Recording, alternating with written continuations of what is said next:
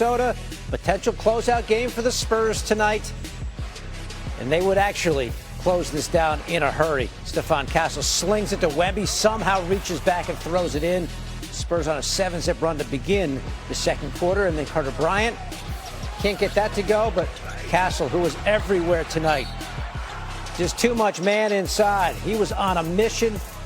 The strength somehow flings it in off glass. Spurs up 19 after the foul shot. And then Anthony Edwards attacks but can't finish over Wemby, and that starts it up the other way. Castle up top for Mr. Bryant. Spurs up by 25. They start the quarter, on a 20-0 run. Wow. 2 minutes to go in the half. Wolves trying to put a dent in it. Edwards, Ant throws it in. Minnesota trying to get some traction. Ant had 19 at the half. There's a 3-ball. Only had 5 at half, too, though. Timberwolves down 13 at the break. Third quarter. Here comes another Spurs run. De'Aaron Fox to Wemby over Rudy Gobert. He dominated his countryman, his mentor in this series. 19 points in 27 minutes tonight. Then Castle, wide open look. Not considered a great three-point shooter, but he was making them tonight. 5 threes in this game. That is a new career high. Woo. What a time to do that. And then Swiper. Toes behind the line. A lot of open looks.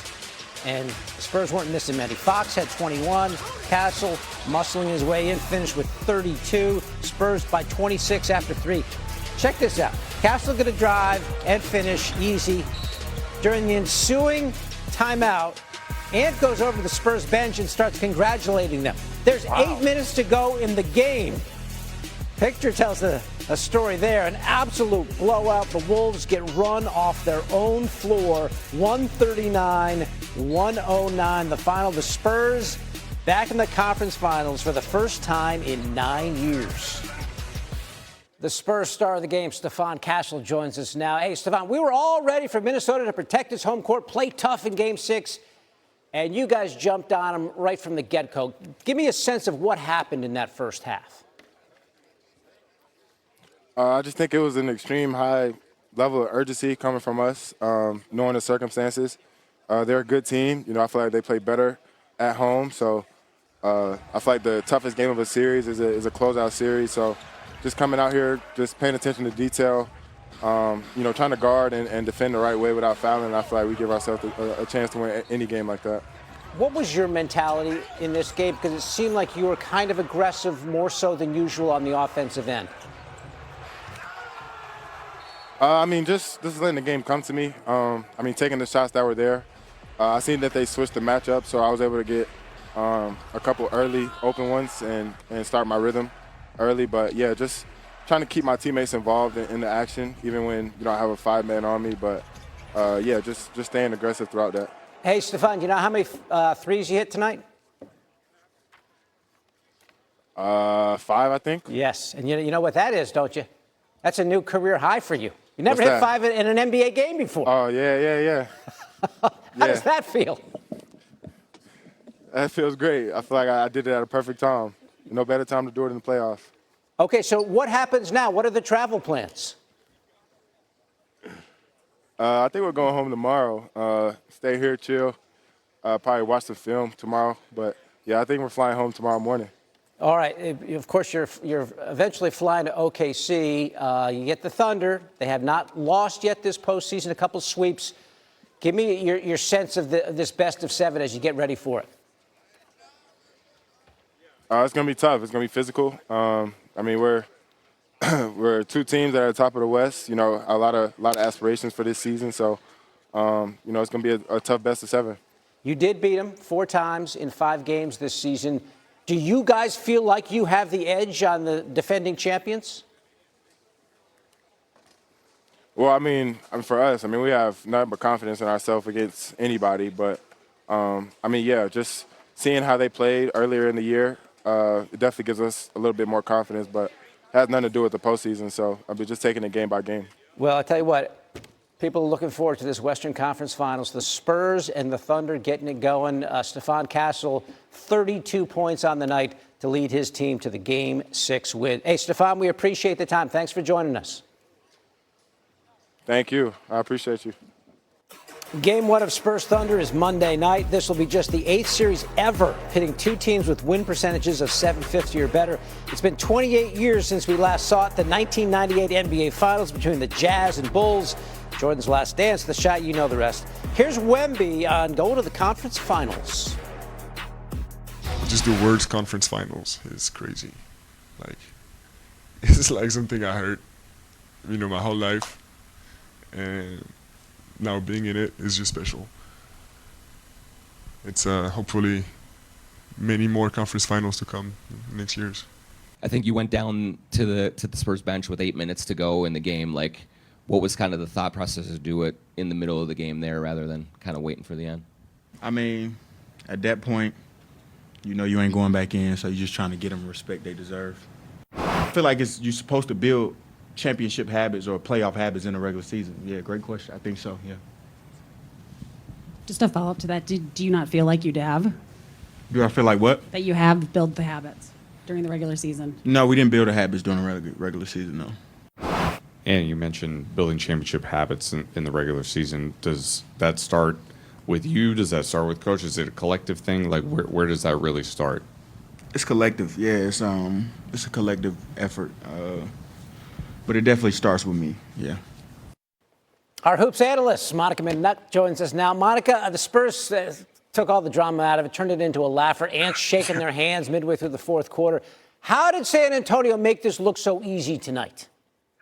D. Lloyd, I think it's so imperative that we acknowledge the balance of this group. Yes, Victor Wembanyama is the centerpiece, but just for the sake of the exercise, if you take his 19 points off the board tonight, the Spurs still won by 10 points in this one. And so I think when you look at the shooting and the defense and the pressure that this squad can create on the perimeter, the way they can defend Anthony Edwards, all of that goes into what the Spurs are doing despite having inexperience as a unit. Ultimately, though, I think this team was just too deep, too healthy when you look at all that the Wolves had to go to even get this game, or this series rather, to a 6-6 game. Yeah, the Spurs are certainly a handful. As for the Wolves, they're done in the second round. They made the conference finals the last 2 years.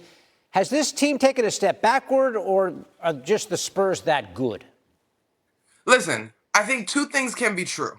Does this team need to add over the course of the summer? Yeah, but I think there's very few teams that would say they need to leave their roster as perfect as it stands, right? But then I think people have to remember, Dante DiVincenzo went down. That's a starting 1/2 ants running man, a floor spacer, a three-point shooter, a big piece of what the Wolves were able to do in terms of their success this season. And then on the flip side of that, yeah, the Spurs team, it's not like they won 40 games and magically got to this position. They won 62 games this season, and Victor Wembanyama has been a problem for the entire league. And so I'm sure that the Wolves internally will take a hard look at their roster, see what fits, because I do think that they have a culture that they need to be mindful to preserve as they look to get more talented to compete in a very talented West. All right, so Minnesota will pack up their lockers, and San Antonio will pack up and head to OKC. Can't wait for that series to get going. Hang tight, Monica. We got much more basketball right now.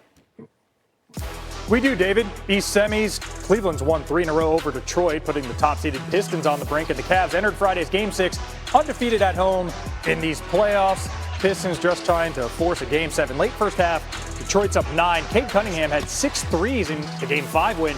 Packed a 3-ball in his carry-on to Cleveland. Less than 2 minutes later, step back over Donovan Mitchell. The issue for Detroit, who else can score beyond Cunningham? Oh no, how about the guy who stepped up when Cade was out with the collapsed lung late in the regular season? Jalen Duren through the paint. He went for 15 and 11. Pistons up 10. Under 2 to play in the half. Mitchell gets a steal and a high percentage bucket for him. Those eluded him Friday. He shot just 6 for 20, 18 points.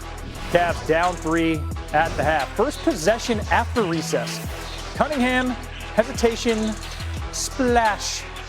5 for 10 from deep was Cade, 21 points, 8 dimes. Pistons up 6, and then they dialed up the defense. J.B. Bickerstaff said post-game, it's going to be the defense that carries us. We're going to physically be legally handsy. Asar Thompson with an insane block there, and then 5 to play in the third. Pistons doing work on the glass. Off the miss. Paul Reed, Duncan Robinson play a little hot potato. Ultimately, Thompson settles, gets the ball back to Reed, who had everything going for him Friday. Wills it in. Bucket and 1. Reed just watches it hang on the rim for no exaggeration, 3 full seconds. That was nearly a stop Pistons up 10 after the made free throw. Second chance points weren't lopsided statistically for Detroit. They just felt very timely. Another missed three, another second chance bucket. This three the new fashioned way for Duncan Robinson. He missed game 5. He was everywhere Friday, including here off the miss. Going up court. Ultimately, Robinson finds Reed for a wide open layup. Reed, a DNP coach's decision, games 1 and 2. He had 17 and 6 off the bench.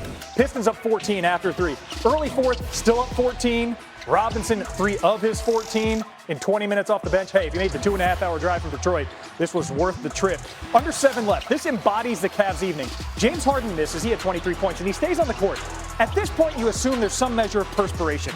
Well, off the offensive board, Harden gets it back. He's eventually fouled. Okay, sideline out of bounds. But keep in mind where Harden was laying on the floor. Ensuing inbound, Dean Wade slips right there. Tobias Harris is gifted an uncontested dunk. 2 of Detroit's 28 points off turnovers. They win by 21 to force a Game 7 Sunday. You might be surprised at the lopsided final score. Jalen Duren is not. That's what we've been all season. Back against the wall. We keep swinging. Obviously, the world's seen it in the last series. We just keep fighting, man. We go down. We don't lay down, but we go down, and the world probably is doubting us, probably think that it's over. But man, this locker room, we all believe in each other. We always think we got a chance. It's gonna be a lot of energy. It's gonna be a madhouse in there. The crowd has come to play as well. They want to insert themselves in the game. I know that, so it's going to be a fun environment for us, and we're excited to get back to the crib. Yeah, it'll be a fun environment, and history's on their side. For the second time in as many rounds, the Pistons force a Game 7 at home, which is important. Detroit's a perfect 5-0 in home Game 7s all time. Coincidentally, it's tied with Cleveland for the most wins without a loss in that spot in NBA history. Donovan Mitchell, that is a hard task ahead Sunday. Everything you want is on the other side of hard. Nothing good comes easy. You know what I mean? That's kind of how you have to look at it. We could sit here and dwell on this and carry that into Sunday. What's that going to do for us, right? So understand we have an opportunity. We missed it. Now we have another opportunity on Sunday, and that's the mindset. Monica McNutt, in one way, Mitchell's right. Game 7 is on the other side of hard. The Pistons made life hard for the Cavs in Game 6. How did Detroit take control Friday night? Well, let's stay with that theme, shall we, Phil? It was entirely too hard for the Cavs to hold on to the basketball. Again, a night where they put up 25 points off of turnovers, or 28 points, off of turnovers, and they give up 48 points in the paint. Like, it is way too hard for them to slow this Pistons offense. And what you saw from the Pistons was a balanced attack.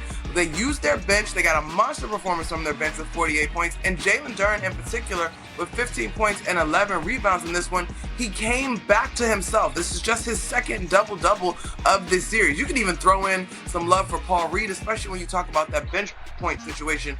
But the Pistons literally got to the paint, and the Cavs, I don't know what is with them and holding on to the basketball, Phil. Like, the turnover thing is really baffling. But you got to give this Pistons defense credit. Yeah, Detroit, for their part, best with their backs against the wall. They've now won 4 in a row this postseason, facing elimination, including a first-round Game 7 win.